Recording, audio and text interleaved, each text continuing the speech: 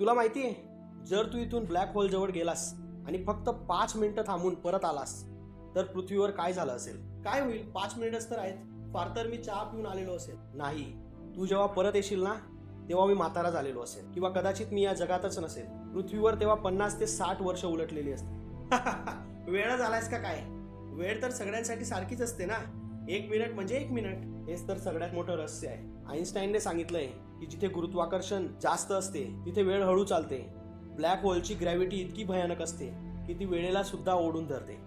म्हणजे वेळ ही स्थिर नाहीये, ती रबरासारखी ओढली जाऊ शकते. एक्झॅक्टली. तू अंतराळात जितका लांब आणि वेगाने जाशील तितका तू भविष्यात प्रवास करशील. तू जिवंत राहशील, पण तुझे सगळे ओळखीचे लोक मरून इतिहास झाले असतील. म्हणजे वेळ ही फक्त घड्याळ नाहीये, तो एक सापळा आहे. आपण ज्या वेळेला पकडून ठेवण्याचा प्रयत्न करतोय ती वेळ अस्तित्वातच नाहीये. ती फक्त आपण कुठे आहोत आणि आपल्यावर किती ग्रॅव्हिटी आहे यावर ठरते. आपण सगळे वेगवेगळ्या वेळेत जगतोय, फक्त आपल्याला त्याची जाणीव नाहीये. मग खरं काय आहे?